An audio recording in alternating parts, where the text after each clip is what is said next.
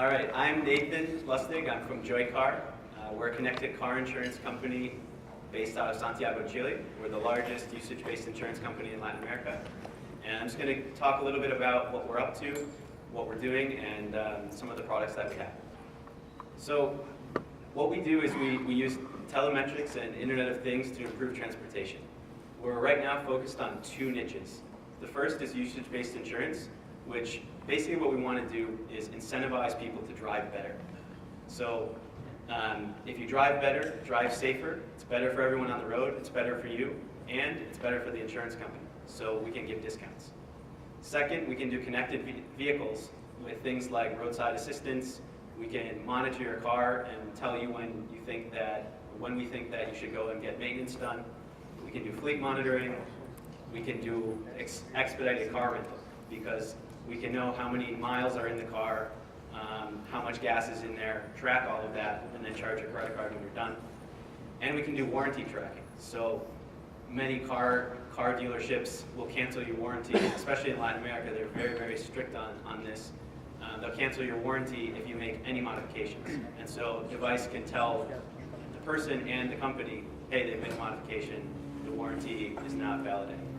So how does it actually work? So what we do is we take multiple data sources. So we have a mobile app, that's ours, that we've created. We have an OBD2 device, which connects into your car's port. If we have a black box on, for example, a truck rather than a car, we can get more information from there. And then there's also other data sources that could come in from the future. So that could be things like other sensors in the car or other information that comes from your cell phone. And so what we do is we take all of that that's being tracked in real time and send it through a gateway into our application. And so this is where Tele comes in. They help us connect our device where we have all of the information happening and take it into our cluster. And that's where we're starting to perform some analysis and checking things out. So we're looking at things like speed, we're looking at things like how fast people are turning, if they're accelerating out of stoplights or if they're going slow. And then once we've done some processing, it comes out the other end into, if we're doing business to consumer, we can do apps. So on your phone, you can see all of the things that are happening in your car. We can do B2C apps, B2B apps, that we can have a back end for an insurance company if they want to white label usage-based insurance. We can, and it tracks all the drivers and what they're doing and knows how well they're driving in real time. We can have a CRM for a top-level insurance company or any other B2B company, and they can see our own backend. We also can add additional services. So one of the most popular things that we have is we have automatic crash notification. So the computer in the car and the device that's plugged in and your phone know when you get in a crash. And so we're able to notify first responders plus the insurance company to know that something's happened. We also have roadside assistance so that if it's not a crash and the car isn't working, we can automatically send somebody to go help you. Do you have a question? Yeah, so you mentioned you have the dongle and the mobile app, right? Do you see mobile taking over the dongle space, or do you see kind of the future where you always need that type of dongle? And especially when it comes to precision in terms of pay per use or pay per mile, how do you guys see that moving forward? So we see the question was on the dongle versus the mobile app. And from what we see is that in markets where insurance is either very expensive or you need more precise data, that you're probably going to have the dongle for a long time and maybe forever in conjunction or with the app as well. But in markets where maybe insurance isn't as expensive or the insurance companies don't need it to be exactly precise, and it's more about getting scale quickly, you may end up being able to not use the device and just have the phone. But from what we're seeing, almost every insurance company that we've gone to, even in Latin America, is saying we want a device. Yeah? Can you talk a little bit about the delta between? Thank you. To that point, can you talk a little bit about the delta that you're seeing between the accuracy of the data offered through a mobile phone app versus one that's actually a dongle? Because we have seen where, uptake through a mobile phone tends to be much stronger. It's obviously easier mechanics and the go-to-market is easier, but I'm curious how big the delta is between the accuracy and usefulness of the data. So I don't have, like, it's 25% more, or 25% better. We don't have numbers that are that solid, but we do see the biggest problems are in areas where you don't have really strong 4G or LTE. So any place that, so for example, it's not us, but other companies that we worked with that are in mining, for example, they need a device because there's just no way that they're always going to have great cell service. And it becomes hard to, if you're tracking all of that and then giving a burst back when you have cell service again, that there are problems. So I can't give you a specific number, but we do know that it's better if you have the device. So I'm going to talk a little bit about insurance. So the solution is really simple. It works where any person can do it. It's plug and play. You have a smartphone access and it rewards drivers. Those are the big three pieces that go into it. So we start with this device here, and we work two ways.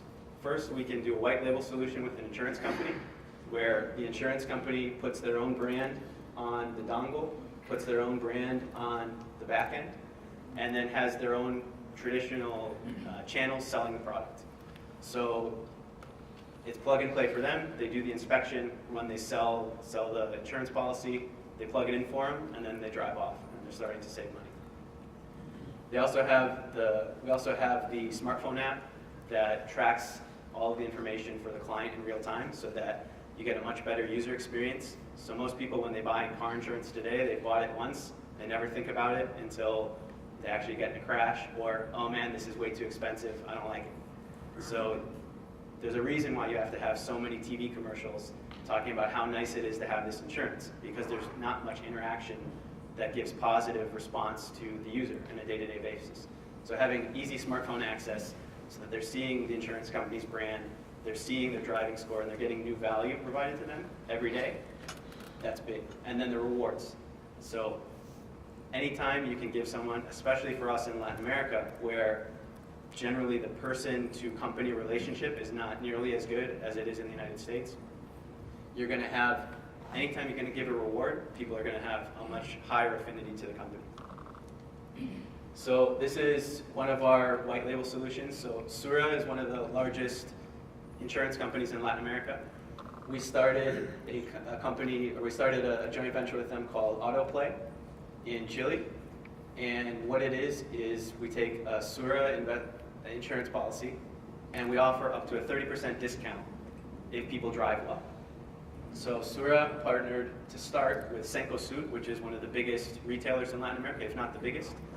And what they do is all of the Cencosud insurance retailers that were selling Sura policies are now selling our Autoplay by Sura and Jooycar in all of their outlets.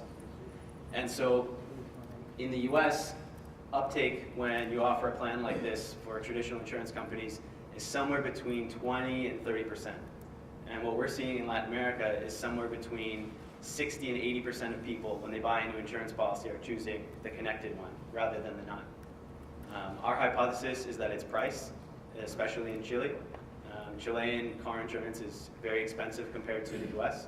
So if you're saying, hey, you can get a 30% discount if you drive well, people are doing it. So how are we doing it? What are the rewards? So we can measure trip length, distance covered, and how fast people are going. We can measure when someone is driving too fast. So we can connect into the maps interface that has the speed limits and say, okay, you've gone 65 miles per hour on some place where it should be 35. That's negative points. Are you driving rural, urban, or highway? Are you slamming on your brakes? Are you, going up to stoplights and accelerating and slamming on them, or are you gliding into them? Are you racing people out of intersections or at stop signs and accelerating really fast? Or are you slowing down for turns and gradually turning into them, or are you, Tokyo drifting around the corner and turning really aggressively? Same with aggressive driving. So are you going back and forth in lanes at fast speed? How efficiently are you driving so that your fuel efficiency is good? Are you idling a lot? This idling is more interesting for trucking and for buses rather than necessarily for cars. But we're able to track it. What percentage of the time are they idling? Then, are they driving in free-flowing traffic or in congestion? And also, one, again, that we don't really check for people, for consumers, but for businesses, are they going off-route? Are they, stopping somewhere for a long time? Are they going, for example, if a company has a rule that you go here, here, and here first, are they not following the route? You have a question? Yeah. Sorry. So these data points that you're collecting here, how much of them are actually coming off of the dongle? So something like changing lanes in unit accelerometer or gyroscope or something like that. It's not so much geo-coordinate based, right? So how much are you using the cell phone versus the dongle for that? So for things like changing lanes, we have an idea of what they're doing based on what's coming from the dongle, but we can't be right until we have a cell phone in there. So the changing lanes and how aggressively they're driving is one of the next level ones that we don't get directly from the dongle, but we can make a guess of what they're doing. Yeah. Yeah. So in consumer, it could be as simple as opening the app based on which person is in the car. In the business one, I have some photos of it farther on I can show you. So why are we doing this in insurance? The main problem that we see is that for customers it's too expensive. They don't see any immediate benefit, and it's an intangible product. People are generally very bad at putting value on something that they're going to get in the future. So anything that you have is, if this happens, then you get a benefit. It's super hard to do. I mean, a very classic one is in estate planning. So in the United States, only about 25% of people have a will.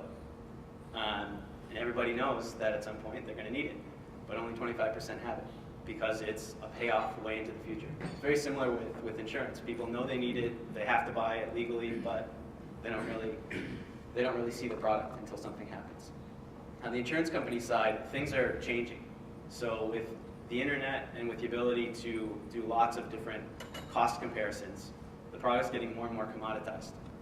So insurance companies also have more trouble segmenting drivers. So finding exactly who's in the high risk category and who's not. So right now, many of the segmenting algorithms that an insurance company might use are only based on, for example, the type of car you drive, the age, and if you've had priors. That's about it. There's a lot more deep data that you can get into. And you can risk having a high loss ratio. So we say insurance companies have to stereotype drivers. They use actuarial models that predict past behavior and don't look at an individual's behavior. And so what we see is that all of the people that are in the high end of basically bad drivers or unlucky drivers, insurance companies are spending a lot of money on them. But all these people down here, and especially here, the people that don't drive all that much or drive extremely safely, are paying way, way more than they really should be. And so we say the future of insurance is smart. And so we're going from a static to a dynamic model. And it's shifting to online experience. It's shifting to using big data rather than actuarial models as your only piece. It's shifting to what's your user experience for insurance. If you ask somebody 15 years ago, what is user experience like for insurance, they'd probably tell you about buying, and they'd probably tell you about if you get in a crash. And even if you look on most of TV commercials for insurance in the US, almost everything is focused on what happens when mayhem happens, or what happens when anything bad happens to you. There's not really much talk about what is your user experience on a day-to-day basis from an insurance company, and what should that be. So we're starting to figure out what is it that people value, what is it that people need. And then differentiation. So again, we talk about most people when they think of insurance, they think of, okay, I'm paying this, and if something bad happens, I get paid. What's different? So almost everybody in insurance is, their differentiation is either on price, which is not good for the industry because it becomes a race to the bottom, or it's based on how well we respond when something happens. And instead of having more perks, which we see is the right way to do it, more information, more perks, better user experience for people, we want to move it that way. So just connecting everything up, we see that as just the first step. So I'm talking about adding new experiences, adding new things that people before wouldn't have thought that an insurance company would give, creating new revenue streams for an insurance company. So how can we add in all of our customer base that an insurance company has? How can you sell things through to them? How can you add services that make money both for the insurance company and provide a value and improve the customer experience? And we sort of see what's happening now is that cars are being turned into computers that just happen to be driven. Right now driven by people, probably in the future, either assisted or completely. But we're seeing that shift. And by putting Internet of Things devices and connecting that data, we see that transition moving forward. So I talked about insurance, and now I'm going to talk a little bit about non-insurance based applications that we can do. Yeah, go ahead. Just a quick question. Can you hear me? Just a quick question with regards to the app device and the dongle. Why aren't car companies just integrating systems within the autos and then working deals out to connect that with the insurance companies? So I personally think they should be. If I was them, I'd probably be doing something like that. Our hypothesis, and I don't know if it's right, but what we think is that they don't necessarily see it as a big enough market for them to be focusing on. I think they're probably not right. I think that it is a big market, but it seems like most of the innovation in car companies that we're seeing is in your user experience inside the car. So how can we add screens? How can we add music? How can we add all the different things that users really like? And then in what can we do to not get competed away with self-driving cars? So they all have their Manhattan project of self-driving cars. And I think that it might just be that it's going sort of under the radar. But again, if it was me, that's what I would be doing. The other piece is most of the car companies, if you look at the software that they have put out, it's not good. So having a really nice consumer app that provides a great user experience is not their core competency. So they could do it, they could go out and partner with someone, and that's kind of what we're banking on. That if you go to a car company, you can have a white label solution and say, hey, plug and play, go for it. Include either our device or buy your own devices, however you want to do it, but we've got the whole front end and the whole system, take it. Right, so the next piece, this is another one that we have in Chile and Argentina. It's with Movistar, which is part of Telefonica, a large cell phone and cable company. And so Movistar is not interested in insurance. What they want to do is they have income per client that's stagnating. So everybody's got basically a cell phone. Those cell phone plans are coming down with competition. Everybody's got their internet at home. Everyone's got their TV, and prices are going down. So their whole plan is to try to get more revenue per user. So they say, well, how can I do that? They can add in services. So what we've done with them is Auto Movistar, which is a connected car platform, which gives the user the dongle, gives them the app, and gives them free roadside assistance, or roadside assistance that's included, the crash notification, so that you can notify either first responders and or your family if something happens to you. It can tell you stuff about how well you're driving, so you can do most of the tracking that an insurance company would, but just with Movistar and with your family. And so the deal that we have is a white label solution that gives them basically the exact same thing as an insurance company would, except that it's not with discounts. So I'm going to go through, we have about 10 to 15 of the different examples of things that the app does and industries or pieces that people use. So I'm going to go through them. Like I said, if you have questions on any of them, just let me know.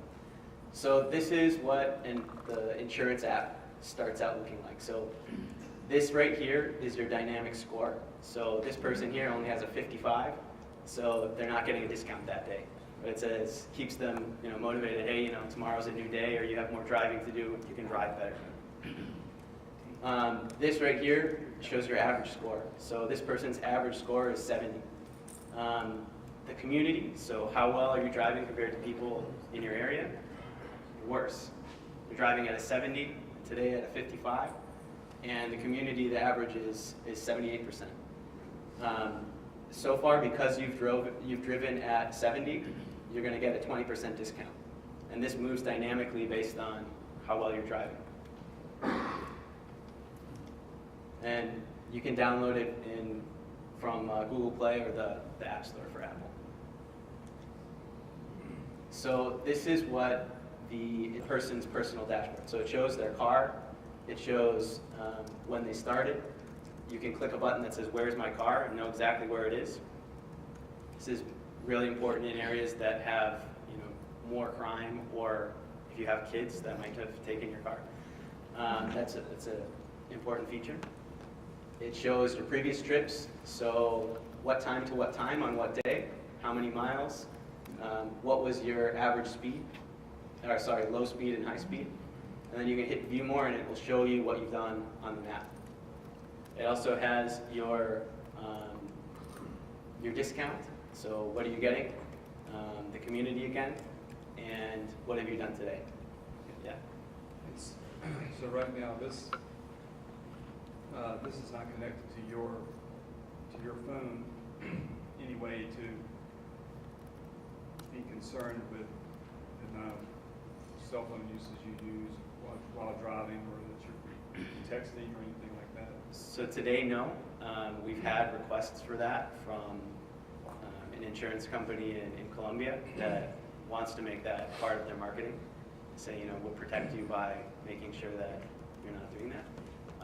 We can add that in, and it's on the product roadmap, but it's not there yet. The dongle is connected? Yeah, so the dongle goes into a port that's on most cars just down from your steering wheel, and any person can just open it up and stick it. Of course, but I mean to the network.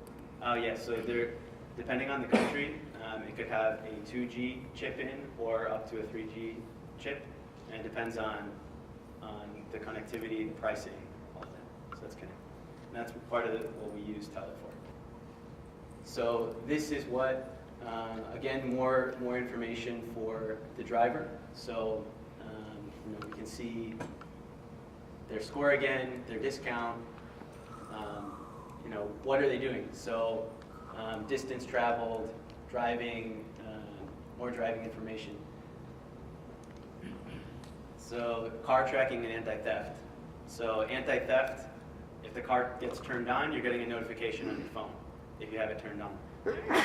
So that's good for two things, for anti-theft and also if you've got kids. So if you're out of town for the weekend and you say, hey, you can't use the car, and you see the car turning on, you can call them or text them and say, hey, what's going on? Or just track the trip, see what's happening. If someone does steal your car, you have tracking happening. And most people, at least so far, when this has happened, the thieves don't know where the device is, so they're not pulling it out. And you can tell the police or follow it yourself. So another thing that we can do is the virtual mechanic. So we're getting information from the car's computer that starts to tell us, for example, the basics. So check engine lights on, up to more deeper data. Currently, we're not doing any additional big data processing on this data, but that's where we're going with this, where, especially for fleet management, if you have 100 buses on this, and we're thinking about how that will look with the public bus authority in Santiago. So there's thousands of buses that go around. So how well are they driving? Are certain drivers causing extra mechanical failures because they're accelerating all the time or slamming on the brakes? Are they skipping stops? Things like that. Are you reading all the cars, all brands, or just certain brands of cars So the regarding on the information from the computer? So the vast majority that have the port, we can read. Or the vast majority have the port and we can read it. Some of the older cars don't have it, but most of them do now. Okay, thanks. And so Virtual Mechanic also is interesting as a standalone service. We have a trial right now with one of the car dealers in Chile, and also a potential one with a rental car, so that they know what's going on with their fleet. And so as car companies, as dealerships, again, it's the same problem. They sold the car, it's great. Now how do you get them to come back and keep customer loyalty? So some people will go back and do their maintenance at the car dealership, but many will just go to the discount place. And car dealerships really want to avoid that. So by having a partnership with a car dealership and saying, look, you get this when you buy your car as a perk, now you have a nice user experience for the car dealership. You have a question back there? Yeah. So how frequently do you set the data to 500? So we're in areas that we have good connectivity, it's just constant, it's just going. So another one, this comes with our deals with both Movistar and with the car insurance companies, where you have automated roadside assistance. So if you get in a crash, it automatically will send someone. Or if your car stops, you push one button inside the app, and it's automatically sending your location, your data, hey, come and get me, come help me out. And since we're able to get deals with the roadside assistance companies, it's just all for the user, like it's an extra included piece. So we can do things like estimated time of arrival, because we have the information in there. We can do prevention and promotion of safe driving. So this is really the core of it for us, is we don't like to talk about, yeah, you're just going to save money, that's great. But really it's about how can you drive better, how can you drive safer, what incentives can you put in to make sure that especially young kids are driving well, and people are not doing pretty much stupid things. I mean, many accidents happen when people are doing stuff that they probably shouldn't be doing. So how can you do it in a customer-centric way where people feel good about it, that they know how well they're driving, they know how everyone else is driving, and continue to make safety important. Same thing in trip logs. Can show you, we talked about this earlier, how far, what's the time, what happened on the map. We can integrate traffic alerts, so pull in the data that says, hey, there's detour coming, you should take a detour because it's going slow up here. You can do geofenced alerts, so you can do this for advertising if you want to. You can also do it for, if you know there's going to be, for say 2 years, there's going to be a huge construction project. You can put a geofence that always alerts them, hey, there's a problem coming on. Also, you can set up so that there's real-time alerts. So if you've got some sort of mechanical failure, if you've got an engine alert or a speed alert, you can set that up. You can also have a location-based alert, which is the same as one of these geofence ones. Or if you want, you can say, hey, your Toyota has moved outside of this area. That could mean that somebody's taken it, or your kid has told you that they're going to their friend's house. Well, if they're outside of that area, you might want to check what's going on. And I've talked about the crash detection and the automatic 911. That's on the customer side. But the crash detection is really important for the usage-based insurance, because you can notify the insurance company immediately and in almost real time that something's happening. Same with fleet management as well. If something's happening, you know. And that's what I have for you so far. If you have any questions, please let me know. I think they said we have just a couple minutes more.